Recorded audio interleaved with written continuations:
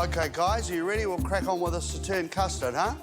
So the first thing I want to do is put some water and some sugar, and I'm going to make a caramel, which is going to go on the bottom of the dariole moulds.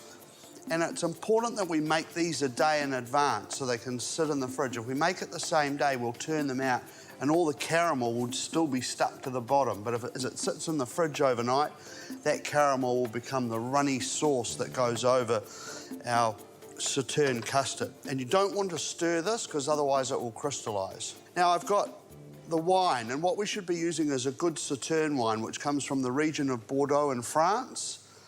And it has a particular style and flavour that really sets this dessert off.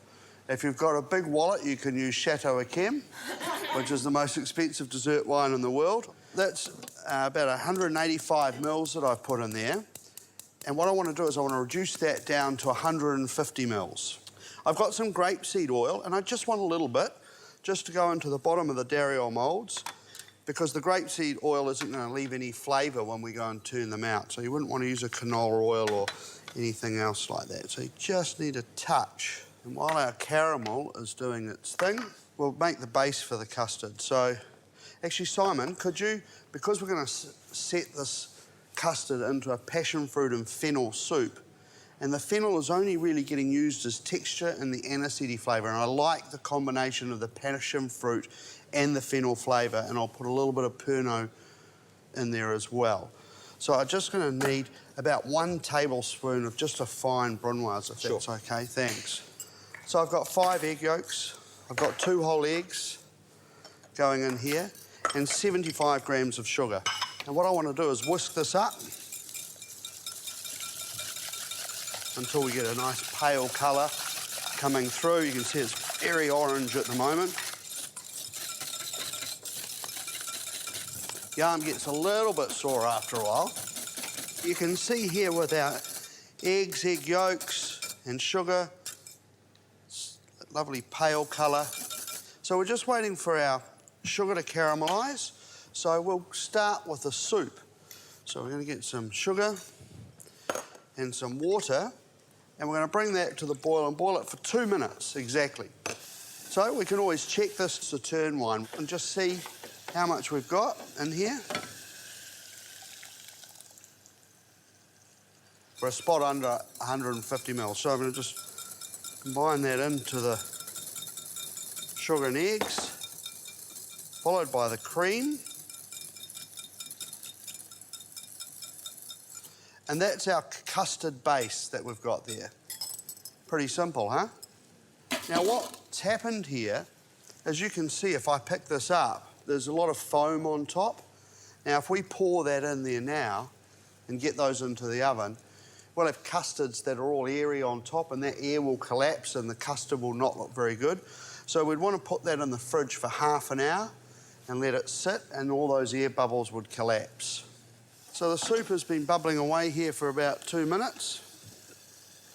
So in goes our fennel, our passion fruit pulp comes in, and then I don't actually want to cook the Pernod off. I've just got a little bit of Pernod that I'm going to put in at the end. I'm going to turn the heat off and drop that Pernod in there. So it's just got a little bit of alcohol going on in there. It's a very small amount for the amount of soup that we've got. We've got caramel here, and it's just starting to go that golden colour now, isn't it? What do you think, Simon? Are we getting pretty close? We're getting close, yeah. But it's a fine line. You want to get that colour just right, otherwise you get no depth of colour in your caramel, do you? Absolutely, and you just end up with a white sugar in the middle and the caramel around the outside. And I think we're probably about 2 minutes on that. So we'll turn that off. There's our passion fruit soup with the Pernod going in at the last minute there. And I'm going to take that caramel off now. OK, so I'm going to get just a tablespoon of that caramel in the bottom of each here. There we are. So I've got some on the bottom of all of those. I've got a little bit left over. So I'll just have a little crack at something here.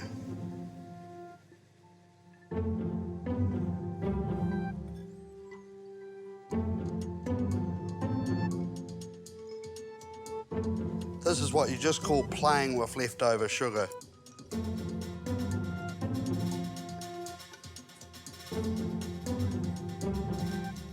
Very nice.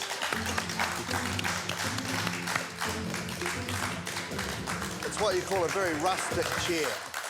All right, so let's carry on with this. This has been sitting in the fridge now. It's had half an hour. We're just going to top our custards on top of our caramel, almost to the top. There we go. Now I'm going to fill our tray up with some warm water, and I want that to go halfway up our ramekins, okay? Just halfway up. We'll take a piece of tin foil, and we don't want it to be sticking into our custard, so we're just resting it on top, like that. And we've preheated our oven to 140 degrees, and that will go in there for 35 minutes. Now, I've got some custards that were done the day before and been in the fridge. Carefully run a very sharp knife around the edge like this. And we can see it's loose already. So I'll pick this up. And you need a bowl-type plate. And just pop that down there like that. And then hopefully we'll get our nice custard, which has had the caramel that is dissolved and becomes part of the sauce. Now, very simply, I want to add some of our soup in here, and that combines with the caramel, the fennel and the passion fruit. So I've just got a little of the fennel stalk, and I just want to drop just a little bit in there, and it's very simple. And there we have it, a really delicate, lovely little custard. Sauterne custard with a passion fruit and fennel soup.